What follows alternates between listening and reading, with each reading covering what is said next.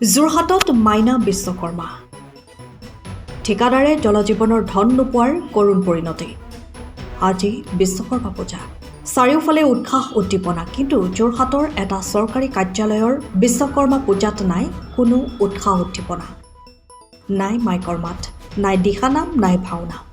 বিশ্বকৰ্মাৰ মূৰ্তিও পূৰ্বৰ তুলনাত একেবাৰেই সৰু, মানে মাইনা বিশ্বকৰ্মা, মাথো অনুষ্টুপীয়া পূজা।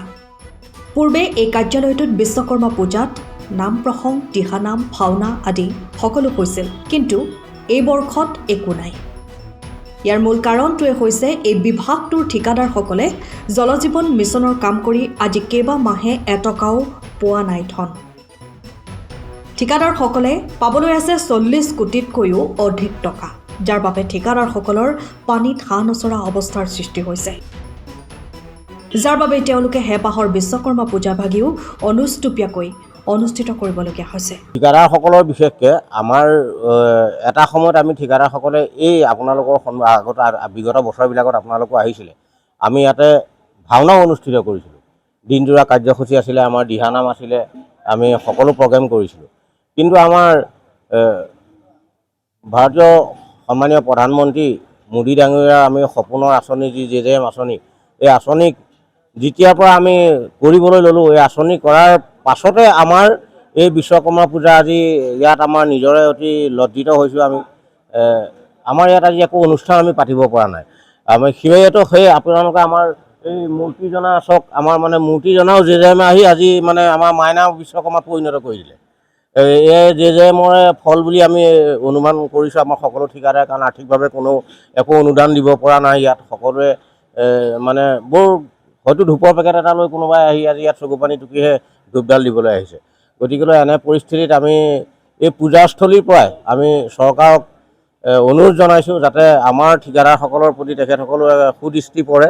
যেনেকৈ চৰকাৰী আঁচনিবিলাকত সকলোকে সাঙুৰি লৈছে, ঠিক তেনেদৰে যাতে আমাৰ ঠিকাদাৰসকলকো তেখেতসকলৰ চৰকাৰীভাৱে সফল দৃষ্টি পৰি আমাৰ অন্ততঃ প্ৰাপ্য ধনকেইটা দিয়ক। আমাকতো তাত অতিৰিক্ত একো নালাগে, কাৰণ আমি যেতিয়া গাঁৱে গাঁৱে পানী স্কিম কৰিবলৈ যাওঁ, এখন গাঁৱত এটা আমি পানী স্কিম কৰিবলৈ যাওঁতে আমি এটা মন্দিৰৰ দৰে কাম কৰোঁ। তাত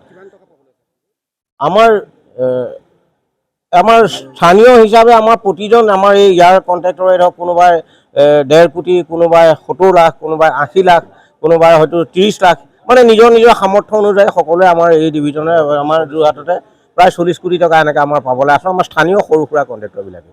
আপুনি ঘৰখনত জাপানী চৌকাত, দৰ্জা, খিৰিকী, গ্ৰিল, গেট আদি লগাব বিচাৰে নেকি, যিবোৰ দীৰ্ঘদিন অটুট থাকিব? তেন্তে পলম নকৰিব, আমাৰ বিপণীলৈ আহক। যোৰহাটৰ একমাত্ৰ আমাৰ বিপণীত এনে উন্নত সামগ্ৰী উপলব্ধ। এই মেচিনটোৱে বেণ্ড কৰা হয়, দৰ্জা, চৌকাত আৰু উইণ্ডো বনোৱা হয়।